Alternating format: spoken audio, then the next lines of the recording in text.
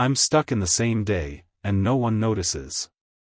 At exactly 7:12 a.m., the alarm rang.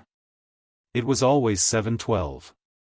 Arif opened his eyes to the same cracked ceiling, the same slow-moving fan, the same faint smell of toast drifting from the kitchen.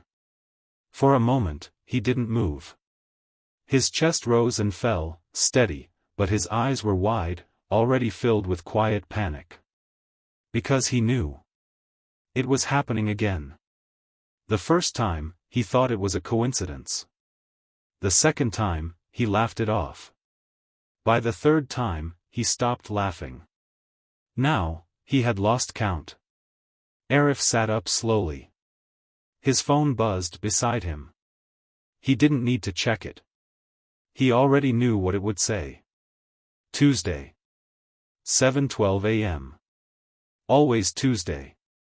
Always the same. From the kitchen, his mother called, "Arif. You'll be late again." Same words. Same tone. Not even a pause.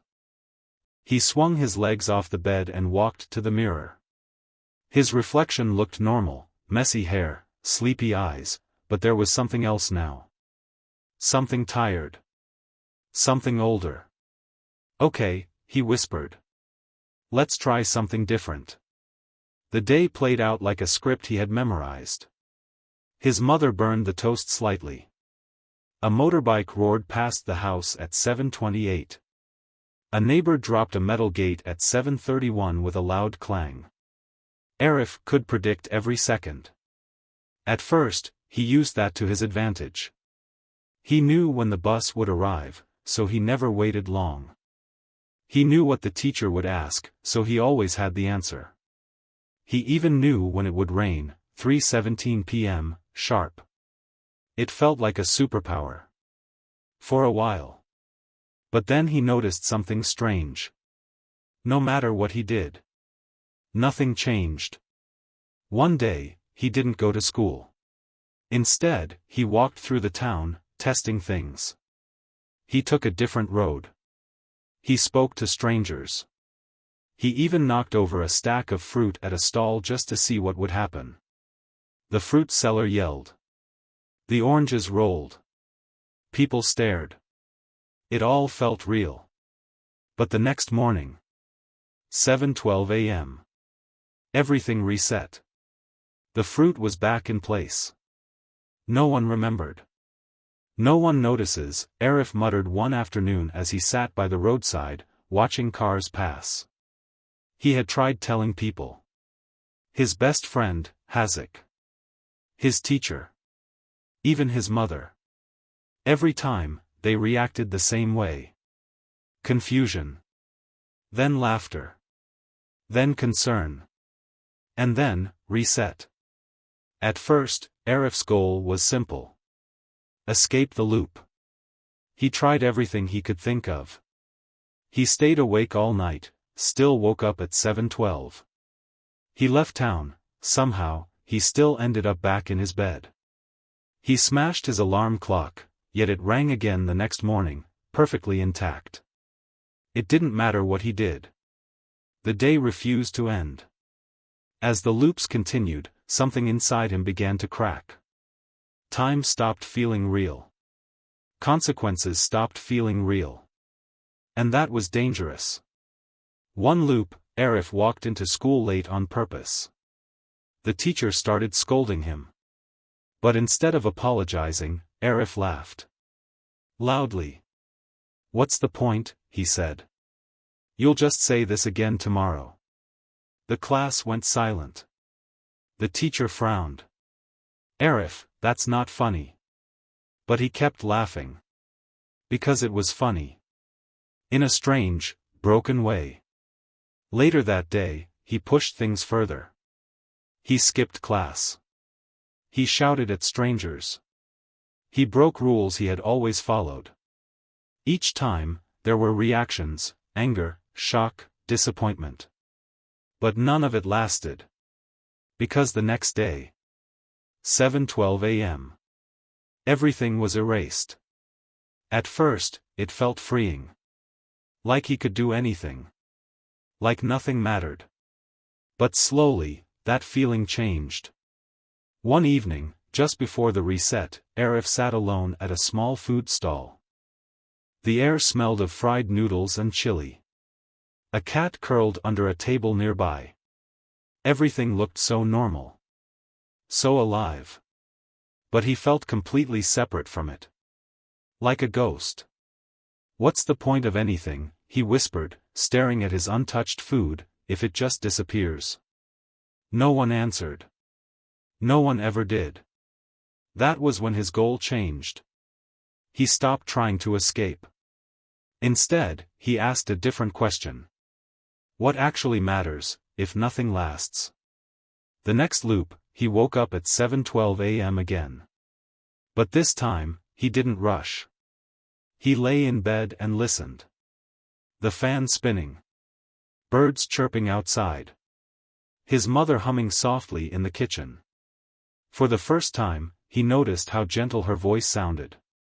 He walked into the kitchen. She looked up, surprised. "You're early today." That was new. Not the words, but the feeling. Arif smiled. "Can I help?" She blinked. "Help? With what?" "Anything."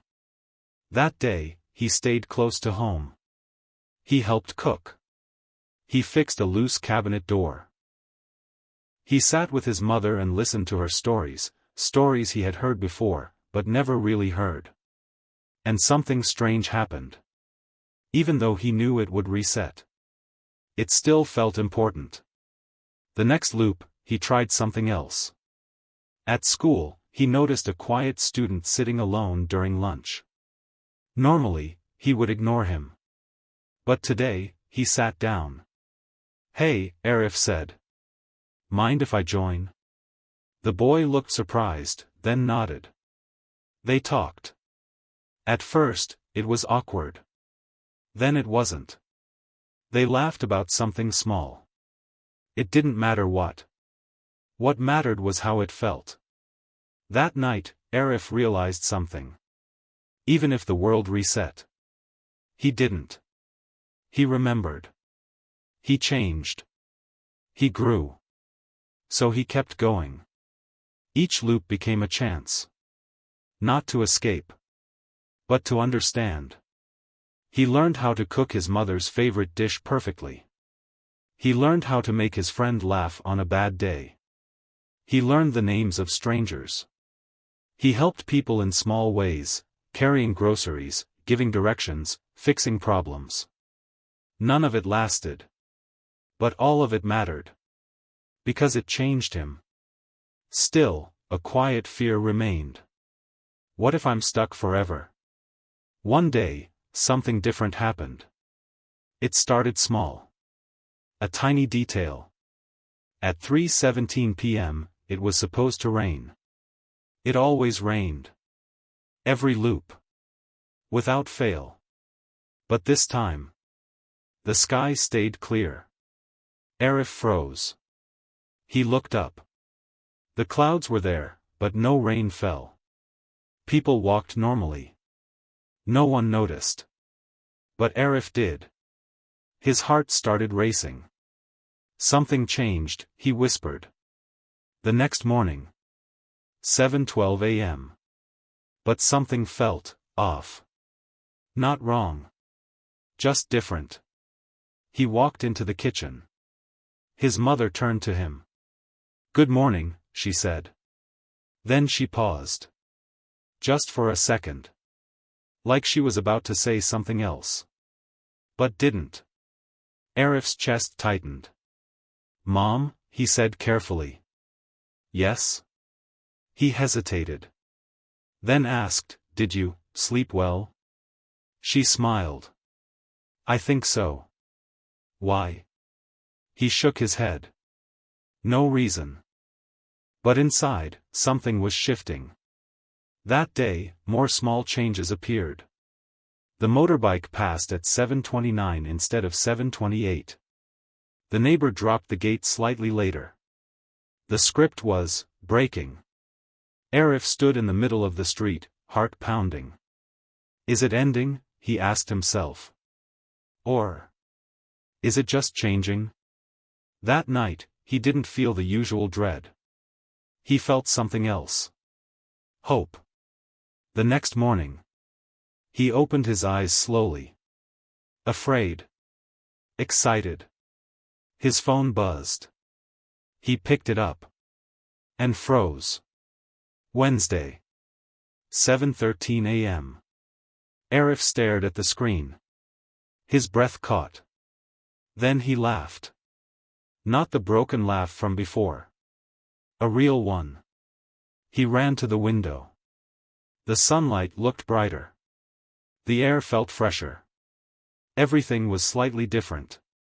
Slightly new. In the kitchen, his mother turned. "You're up late today," she said. Late. Not early. Not the same. Different. Arif smiled. "Yeah," he said softly. "I guess I am." The loop was over. But something inside him remained. He no longer rushed through moments. He no longer ignored small things. He no longer believed that something had to last forever to matter. Because even a single day, even one that disappears, can change a person completely. And as Arif stepped outside into a world that finally moved forward, he realized something simple. Something powerful. Time doesn't have to repeat, for you to learn how to live.